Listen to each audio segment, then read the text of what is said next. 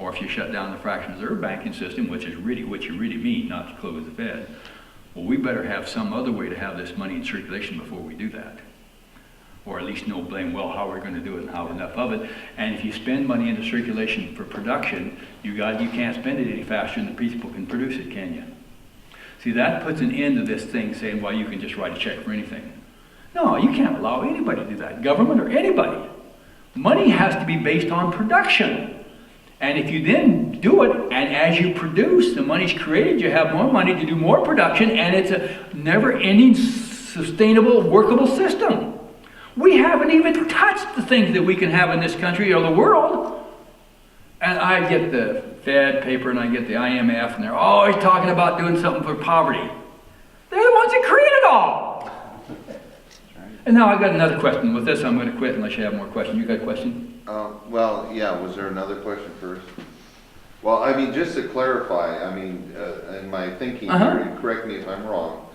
In other words, the Minnesota State Legislature can pass a bill that will say that Minnesota state banks can make payments to construction companies to rebuild the infrastructure in the state, and we wouldn't have to pay a dime of taxes or surcharges or city fees or whatever else, of which we are paying millions and millions and millions of dollars worth of taxes for all this. And you wouldn't have to borrow the money either. It wouldn't have to borrow the money. I think that sounds like a good thing. I don't see how it can possibly go wrong. And I know it'll work. The only thing that here's the biggest objection I get. They say, well, to do this, you'd have to create the money like this just on the asset side for everybody. You wouldn't have no liabilities. And they say, we can't do that on our modern bookkeeping system. I said, well, you created it in the first place. Why don't you just change it? You can do that by law, too. And I got another question. Now, I'm an old rancher. So when I had a cow have a calf, where did I put the liability? What liability did I incur when that morning that cow had that calf? I didn't have to pay her back. I might have had to feed her in the wintertime, but I know a lot of Indians, the Indian reservation didn't even do that. They never fed it, period. They grazed year round. If they didn't, they died. And they didn't all die. They kept growing, and they kept reproducing. You know, that's a strange thing, too. Have you ever noticed in nature everything seems to want to reproduce? Have you ever known, it seems like young people just have a kind of tendency to want to go out and reproduce, don't they? Don't plants and animals drop all kinds of seeds every year? And then it seems to me like everything comes from a seed and grows up and does mightily everything it can to grow up, mature, and spread more seed. You couldn't even have such a thing as a recession in nature unless you had a tremendous drought or something like that the whole country dried up. And even then the cows seem to survive somehow. The only way you can have any kind of recession is when the banks shut down the money and nothing else. It's all manipulation. It can't happen otherwise. And with that, I will close. I didn't want to keep you here, and I've kept you longer than I was meant to right now, but I'll be real honest with you. I'm really passionate about this. I mean, I live for this. Go ahead. I was just going to say, I mean, we from 10 to 11:30 was our time. Oh, okay. We got time. It's up, if nobody has any more questions, then we can close, but... Oh, I could tell stories all day. I've hardly touched the surface on this stuff. In fact, I was something I was going to do and I forgot to do it. This is actually comes from a speech I gave in Phoenix, Arizona here a while back. But I just wanted to share a couple of things with you, the consequences of where we're going. And you probably can't see this, but I'll hold it up anyway.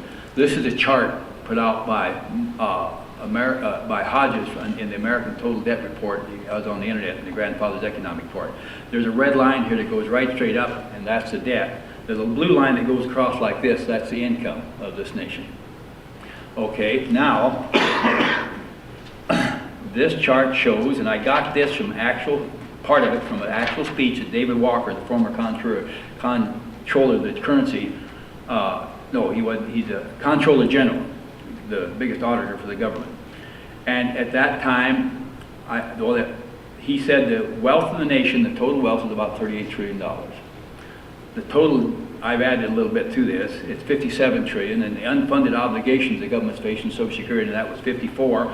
And at that time, I got off the website of the Federal Reserve Bank in New York City that the money supply was 7.7. So I went down to the president of the Minnesota Banking, Matson, and he's a banker over in St. Paul. And so I took this down to him and I said, I want to get a loan from you. Oh, he got kind of nervous, and I happened to run into him in the elevator. The woman in the elevator got real nervous, and so I started that wrong. So I got out and said, oh, I didn't really want to get a loan. I just wanted to give you my financial statement to see what you thought. And I said, my financial statement is I'm worth $38,000. I owe $57,000, and I got coming upstanding bills of $54,000, and my money supply is $7,700. Would you loan me the money so I could pay my outstanding bills?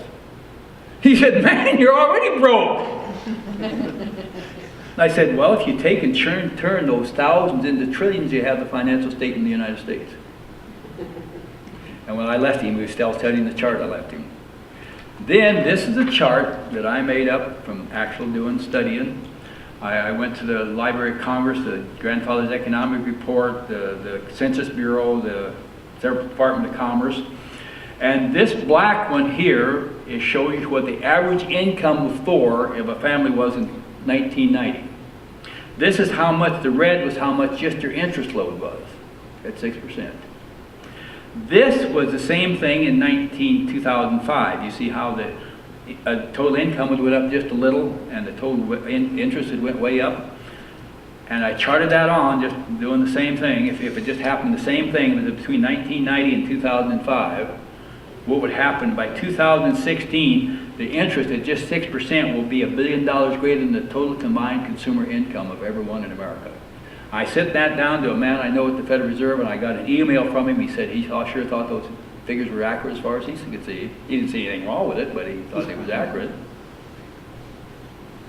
Now, since then, the debt has went way up, and the income has had to go down because we got a lot more unemployment, lost a lot of jobs, right? And I don't know what's going to happen. I cannot see into the future at all. Not at all. But I do know in my life, and I'm probably as old as most people in here, maybe not quite as old, but I'm getting up there. And I have never met any person in my life that when they couldn't pay the interest, they got to keep their playthings, including their home and their car and other things. How about you? Have any of you noticed that? Well, when the whole society can't have enough income to pay the whole total interest bill at 6%, I'd like to know what's going to happen. And I'm not real sure I want to find out. And that's just one thing I meant to share with you and didn't get it done. And again, I will close now. I thought I saw a really good-looking bar back. I mean, what was that? A banana bar or something back there? I see on that shelf. Yeah. And being I can't get rid of this savings, I think I'll feed it just a little bit.